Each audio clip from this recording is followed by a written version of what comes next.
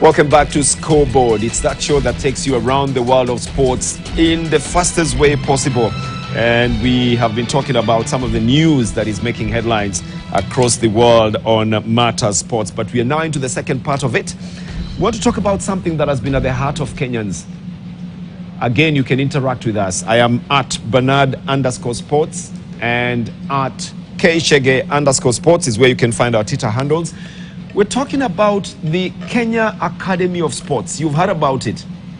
You know that they're in talent development. You know they've been trying to, to harness talent as well. The last time you probably were hearing about them, they were looking for a particular breed of athletes. They were looking for some people with a particular length of arms, a particular height, and everybody was wondering, where are we going to get those Kenyans from? Well, they're here today to tell us about it. Patrick Wekesa has joined us. He is a Senior Development Officer at the Kenya Academy of Sport. First question, Patrick. Did you find those people in those specifications that we were looking for? Because that's what I keep getting asked out here. Yes, thank you very much, Bernard. My name, as you said, is Patrick Wekesa Busuru. I work at the Kenya Academy of Sports as a Sports Talent Development Officer. I'm very much happy and pleased to be here. Yes, the program for talent identification and recruitment was halted a bit for better preparation. To make sure that each and every Kenyan gets the opportunity. But Did yes, you find those people with those arms? Yes, Bernard, those people are out there as long as you First of all, give us the specifications. Can you remember the specifications? You were looking for people with arms of what length? Now, like in basketball, of course, if you send a scout out there, Cynthia will tell you there are specific arm specifications that this person will have. Arm breadth is very important. You gave some measurements. You gave some centimeters. Yeah, the wingspan is very important. You gave some measurements. Yes, of course, in terms of centimeters or feet. In this case, all right. For a defender in football, it would be very disadvantageous if you're a short, and yet you have But we had Montego and we had a couple of other people who were very short who were doing very well as well. You have to be very exceptional. Exceptional, okay. Yes. Great. I have started in the middle. Let's start at the beginning now. Yes, the Kenya Academy of Sports. What is it? Is it a parastatal? Is it an NGO? What is it? Is it an act of parliament that created it? What's its mandate? Well, Bernard, Kenya Academy of Sports is a state corporation under the Ministry of Youth Affairs, Sports and the Arts. It's a state corporation. It was created by the Sports Act 2013. It became operational in 2014. So you can see we've been around since 2014. Correct. So it's not an NGO. It's a government institution. It's a government corporation. Yes. I remember you had Paul Tergat there as well. Was he? Yes, he's our immediate former chairman of the council. Chairman. All right. Of the council. And now that changed. We are yet to get another chairperson of the council, but I believe the authorities that appoint are working on it. So yes. let's talk about the mandate, because the way the world is going at the moment is the youth way. Whether it's basketball, whether it's football, anything, any sport, it's in youth development. Yes. It's in talent development. Yes. Now, you are called the Kenya Academy of Sports. What's the mandate of the Kenya Academy of Sports? The mandate of the Kenya Academy of Sports is basically to make sure that we are at a very high level of elite sports performance. So through talent identification and development, basic and the first mandate of the Kenya Academy of Sports, to identify and develop sports talent. Okay, the academy is supposed to train or capacity build sports technical personnel. In this case, I mean coaches, football coaches, football referees, basketball coaches, basketball referees, you can name them. So that is in a way to make sure that we have got people who can identify and develop talent, okay? The academy is supposed to do sports research. Research is what informs each and everything you see these first world countries do. Research is the mother that informs the basic training methods. It is what informs the basic training equipment. In this country, we just consume what people have discovered out there. So research is going to really create a good foundation for us to start churning out and developing talent in the country. So those are three major items of why the academy was established, and I believe the visionaries of the Sports Act in 2013 intended that we have an institution that can support the country in having this elite sports performance. Right. So you've mentioned research, yes, and technical and sports development now. Yes.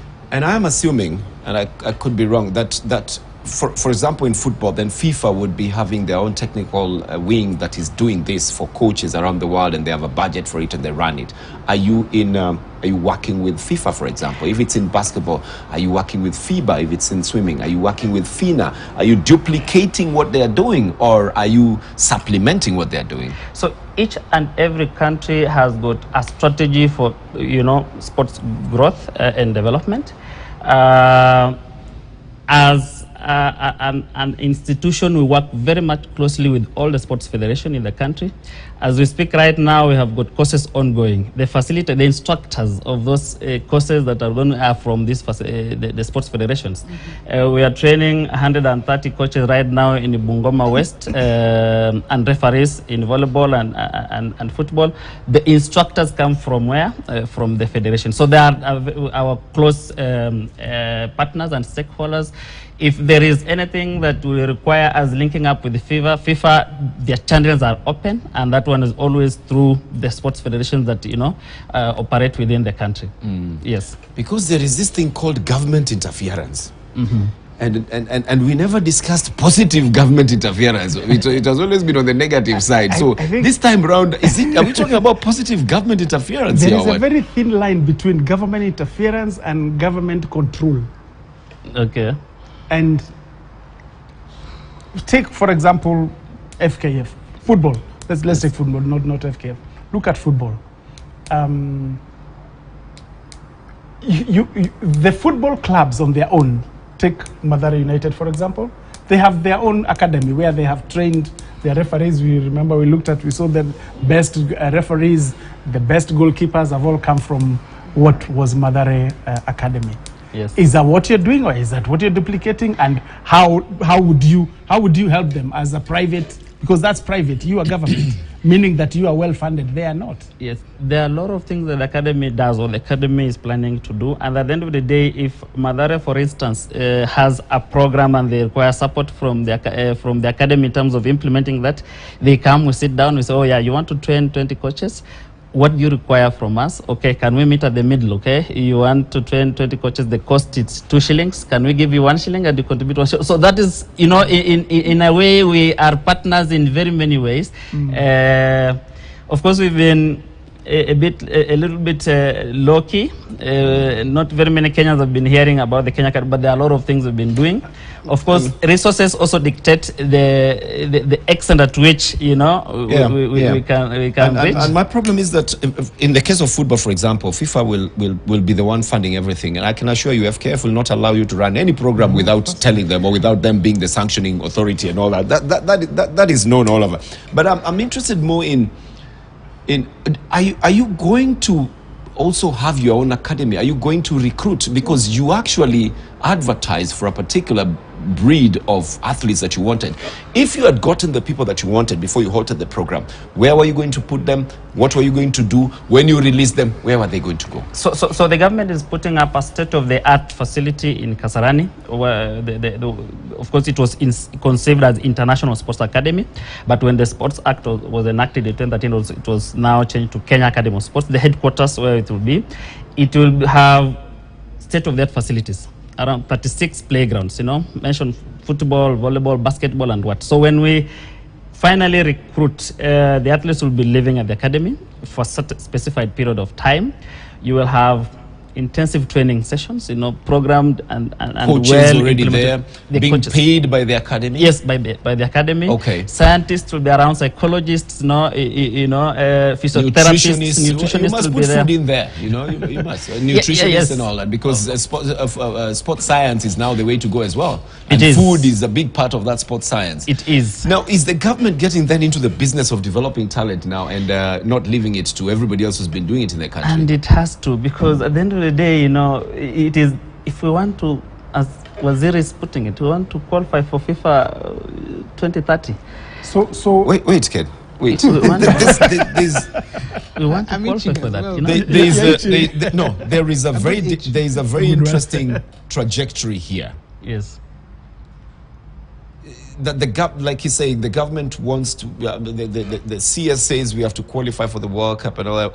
Normally we don't because of very many things. So are you saying now the government is circumventing all the problems that we have had by having an academy on its own, by not having to give money to the federations because then they would have issues with their accountability, and putting the money directly into developing a team, for example, for the Olympics? Is that what you're saying? Building a team. That's what I'm asking. It is building its own team. Is that what you're saying? No, So maybe this may not be footballers in other clubs. Let's hear it from them. Let's hear it from an independent person. What do you think? Any country that is doing exceptionally well in sports, the government is very involved in the development. Correct. So if you go to France, they do have an institute for development that works with all, the private and whatnot.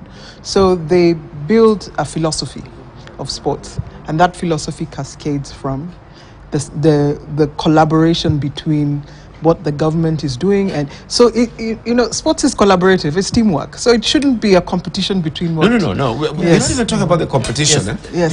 The federations, the international federations have a budget for all this. Yes. But they usually give it to the local federation. Yes. And we're always complaining that the federations have misappropriated the funds. That money. Yes. Are you going to get this funding from those same federations to do what? No. Or is this going to be totally different? No.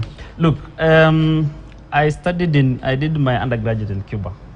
That's a socialist state, so everything is done by the state, okay? And you see how Cuba performs in volleyball, for instance, in combat sports and that. Basketball. Everything is grown by the government. I had chance of doing my studies in Germany for around a certain period of time. They have got 48 government-funded sports schools. They call them sports schools. Okay.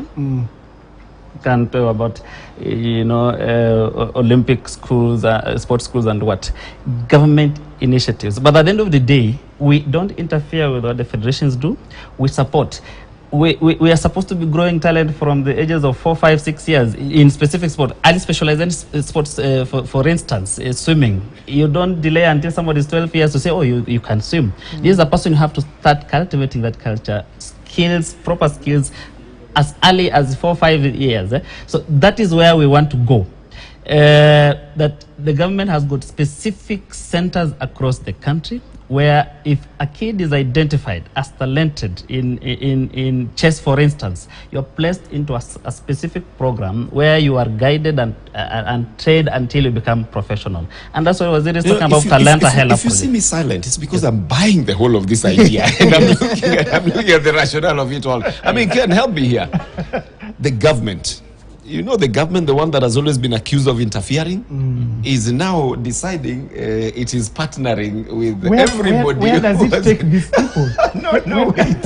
Let's start at the beginning. So are the clubs going to buy these players? It's very possible. Just assume this is a factory of talent. Yes. We don't consume the talents. At the end of the day, it is the federation that will create a national team. Gor Mahia comes along and they have seen a good player. Yes, they can tap in. Wait. There's no question about tapping in. Are they going to buy the player from the academy? Those are the legal issues that you're still you see now, okay. You see now. It's not just about tapping in. Listen, if you develop a player, that player belongs to you. Belongs to you. And any movement of that player, you have to benefit. At because any you have part of the invested in that world player. must be. Can I ask a payable back question? to you. Yes. Can I ask a question? Yes. So if you've invested in this player and Gor Mahia comes and says, I want this player, what's wrong with the government institution having asked to say we invested and you're paying for that, and that money goes back into the academy and trading another player? The facilities and so those are the discussions are all. So you're saying that's the plan, but it's in the pipeline. It's something being discussed. But of course, as you know, the government is not the business of making profit. Okay. Assuming this player is bought by a team outside of the country, doesn't pass through any club here. Okay, is good. A scout has come, has seen, and he wants to go to Finland. He's going to play football. That money will only be payable to the person who developed the player. In this case, the government through the academy. Yes. So this money will be given to the academy. That is what now Talanta Hela really means: monetizing, talent and making sure that people earn out of it.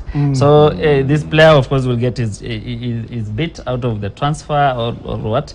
The developer in this case, the academy will also get possibly a certain percentage of it, but those are discussions that are on. So we have a framework of how all that will be implemented. Let's look at the business of sports, the business part of sports. Part of it is making that money, but you're the expert on the business of sports. Yeah. How is the government set to benefit from this, and how is the country set to benefit from what the government is doing through the Academy of Sports? So, when you talk about commercialization, there's this different aspects. So in this particular case, you're talking about developing talent and selling that talent. It sounds crazy, but yes, it is selling that talent. So developing talent requires resources, and that's what the government is doing. So selling that talent requires that talent is exposed. So the academy will eventually at some point have to host, whether it's tournaments, or have these kids go and join the different local teams. They could be on loan, so that they have this exposure, and then the revenue comes back to the academy, and ultimately it is reinvested in the academy. So the academy can become self-sufficient by not necessarily having to rely on the exchequer for this, and that I believe is what the plan is. So if you have basketball, tennis, volleyball, and ultimately the level of the sport locally also improves, because then you bring in competition. So you have Kenya Academy of Sports, you have another local academy, and the teams start competing for this talent. And what happens when you have good talent being viewed? You have fans coming onto the stadium and saying, we've seen this kid grow. I want a shot from this team because I've seen this guy grow. And if it so happens that he's bought by Olympic Lyonnais, can you imagine what that would do from a commercial perspective? It's a circle, it's a cycle. So ultimately, there's so much that the country and the government can gain. Great. I like the direction this is taking. And you mentioned something about Talanta. Is Talanta, the football team, in any way connected to this? Talanta FC? Yes. Yes, Talanta FC was born out of the National Youth Talent Academy, if you've ever heard of it. Of course, a program that was initiated by the Ministry of Youth Affairs and Sports by then, in collaboration with UNICEF. And out of it, a lot of great stories are out there. A lot of players are playing in the Premier League right now. And then the Talanta FC was born as an exit program for those football trainees that excelled and really came out as the best in the program. Olunga being one of them. Yes. Olunga was one of them. Yes. Olunga is a beneficiary of that support. Of course, she was studying at Upper Hill, and National Youth Talent Academy was supporting him in a way as a student there. Okay.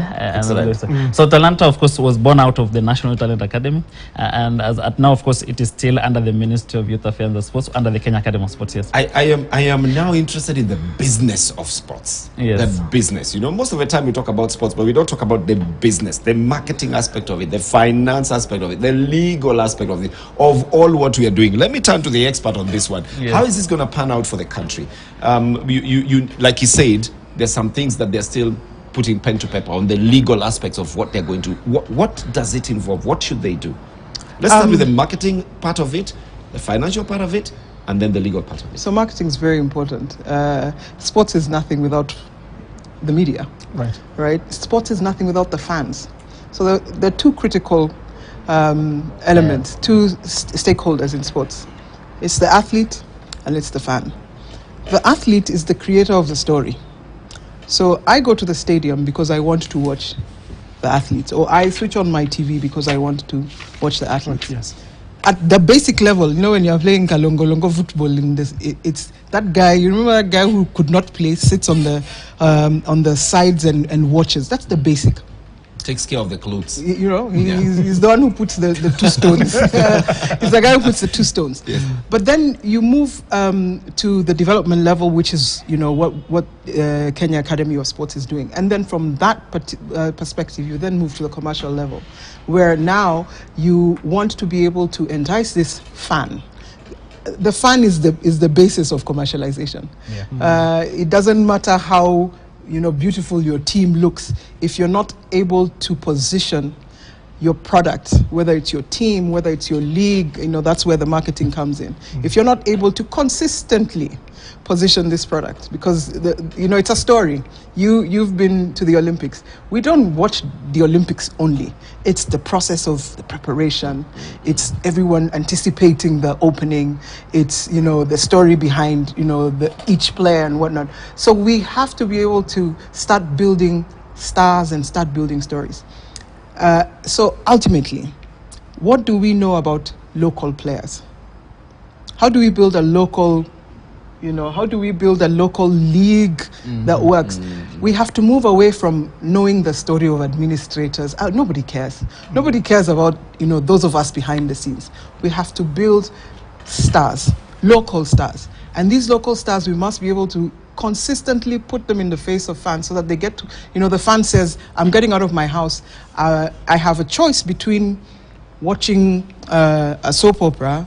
I hear there's something called Tapki. I have the option of watching, you know, Tapki, or the option of watching, of spending my 1,000 shillings on a video game somewhere, or I can go and hang out. I call my boys and my girls and I say, guys, there's a basketball game at Nyayo.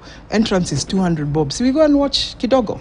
But then once you get to that level, then what is the experience? What is the experience for this fan? Because you're competing for their time. You're competing for their money. So that is where we have to be able to move to commercialize. And then, you know, we call it eyes on the screen, bums on the seats.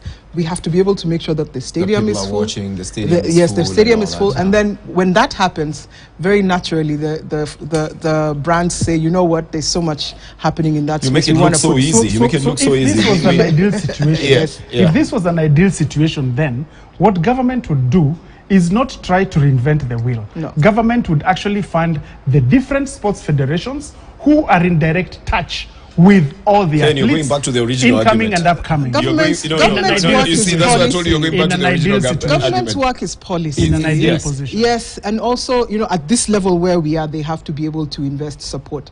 But these federations must understand what commercialization means. How many of our federations have a commercial director that can speak this language? So then how do you sell what you don't know? That's why I told you we're going back to argument A. Let's leave argument A alone. I think the government, and this is my very humble submission, has found a very smart way of avoiding all these ulabaloo of federations and officials being called corrupt and giving their money, and has decided to go to exactly what the business is supposed to be with this money. What this money is supposed to do is in the business of sport, and they're investing it in sport. Let me give him a last chance then to tell us more, and probably in a summary way, what else we should look out for. How long before we can see the commercialization of what the Academy of Sports is doing? Well, you realize at the moment, of course, with the government, there's a lot of hope now. There's a lot of hope now. There's goodwill, and we feel very motivated as people who are working in the business of sports, because if you are told we're going to support you, we like this idea, but can you do it this way? Then, you know, you feel motivated to wake up every day and what. So there are a lot of things that the Academy has for Kenyans in store. The Talanta Hela project of Waziri, we want to make sure that it is successful. The Academy will play its bit. The CEO what can we look forward to immediately? What can you say will happen next week, or next month, or this year? Or are you taking a team out there already? What's going to happen? No, we are planning to recruit talent across the country. The Academy is looking at having an invitational tournament for basketball in around 8 regions in the country. You will come with your team. then we will take that advantage for all the under-20s to recruit talent that will now actually, you know, admit for regular training in the academy. And so Kenyans should look out to that. We will conduct recruitment in all the regions for football talented under-20 kids, and so Kenyans should prepare for that. Okay. And training of coaches and referees across the country, because those are the people who will nurture and develop talent. Thank you very much, Badan. Thank you very much. Well, now we know what's happening at the Academy of Sport. So now we need to just look quickly at the fixtures and what's going on. We are running out of time at the moment. Ken, what's coming up over the weekend? The weekend in England, we have two huge derbies. Very quick, very Man quick. United, Man City. For the first time, United are the favourites there. That's on Saturday. On Sunday night, Arsenal, we have so Spurs. we are not, yeah. Sunday night, we have Spurs versus Arsenal. Arsenal is really in a league of its own. Yeah. I don't believe I'm saying this, but yeah, let's that's just the go truth. to the fixtures. But that's what is happening. Brighton host Liverpool, disjointed Nottingham, Leicester, Everton, Southampton. Remember Everton, coach fighting for his job now. Right. Wolves are West Ham, Newcastle, Fulham. Okay. For the weekend. That's in the Arsenal. EPL. Do we have anything else Yes, in the yes, KPL we have as well? Yes, we have KPL. Sofapaka play City Stars. We have Wazito with AFC Leopards. Tusker hosting Zoya. Remember that is 1 and 2, so that's going to be a big one. That's on Saturday at 3 p.m. Homeboys, last year's runners-up, host Gor Mahia on Saturday again. And Mathare United play Talanta. Well, we got KCB and Kariobangi Sharks as well. Now, on the other page is where we have Gor Mahia playing Kakamega. Wazito is playing AFC Leopards. That's a big game as well. Police versus Ulinzi. This is going to be a riot now. This is going to be a riot here. It will be.